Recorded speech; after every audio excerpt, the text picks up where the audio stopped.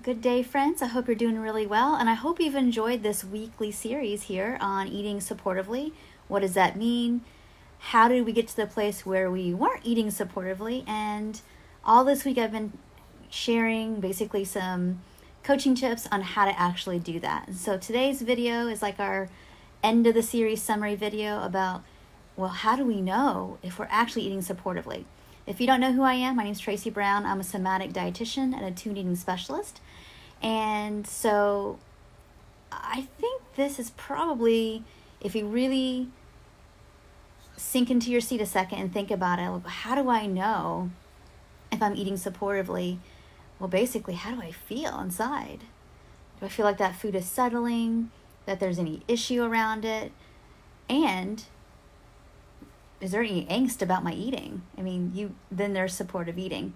Now, if you're finding well, I really wanted the cookies and I really felt like that settled me, but I feel guilt, you may have eaten supportively, but your brain's still not in the place of believing that it's okay. And so that's where we got to continue to work on dismantling the diet culture that's internalized within you and recognize that supportive eating, the definition is sometimes the best thing you can do is just eat the food you need to eat because mentally or emotionally you need to, and you're not being compulsive. It's just nothing else is going to do. There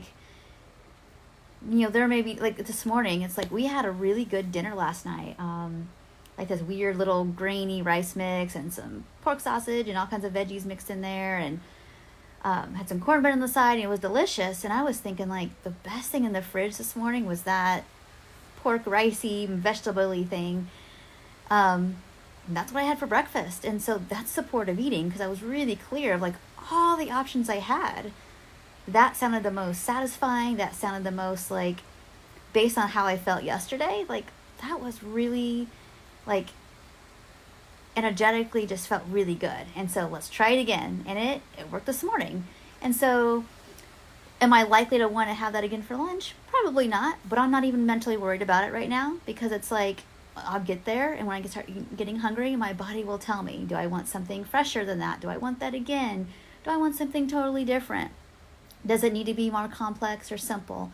And from there, what's the best that I have in my house to offer? And sometimes it might be really simplistic because maybe what you do have doesn't sound good. And so I know that sometimes because of finances or because not enough planning or whatever, or even not enough availability, I see this happen a lot, is that people tend to say, if you go to an office, people only pack just barely enough.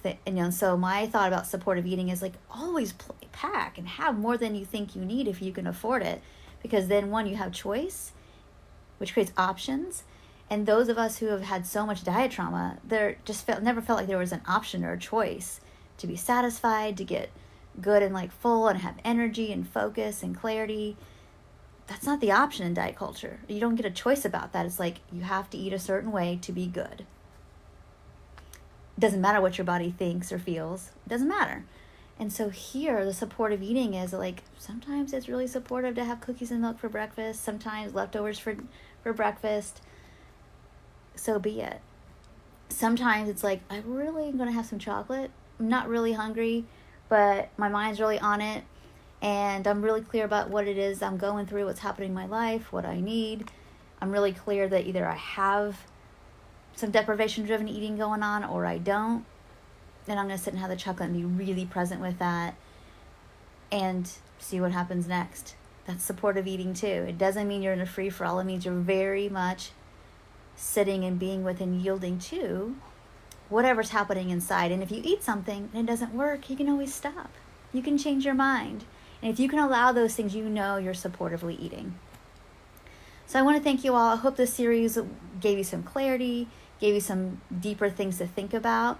If you haven't watched videos 1 and 2 that I did Wednesday and Monday, or Monday and Wednesday, please go back and look at those. And if you have any other topics that feel I haven't talked about in a while or feel really important to you and your specific place in your journey, please let me know. You can email me at tracybrownrd@gmail.com. You can private message me here. Of course, you can always tag me here in these posts as well if you have any questions, and I'm happy to support you. And please, again, as always, if we want more people in the world that we feel more comfortable around, we kind of do have to help spread and share this message. So if you know somebody who could really benefit from reframing how they look at food, you know, for example, when I see people say empty calories, I'm like, excuse me, how can calories be empty? There is energy there no matter what. Even if you're eating cotton candy or drinking a Coke, it's like, that's vitamin pleasure. Maybe you need energy. Maybe that's the only thing available that would take down some of the edge off your hunger till you can get to something that's maybe more satiating. Or maybe that's exactly what you need to do to feel like that feeling of like, okay, I'm okay now.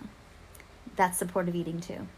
And so when you think, a lot of people talk to me about like, oh, that's not nutritious. I'm like, well, if you really break down any food, you can find some nutrition in there. Honestly, you can. And if there's the few things that don't have any, and it's just energy, well, these bodies of ours have to have energy.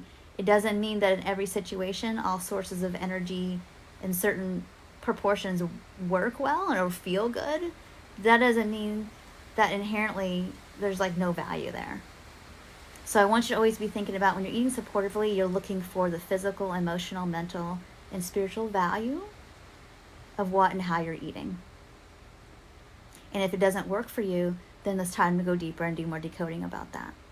So, all right, thank you so much for watching, and I look forward to seeing you in the next week's video series and all the prompts that go in between for you to be journaling on and to like really take action on. So I will see you soon.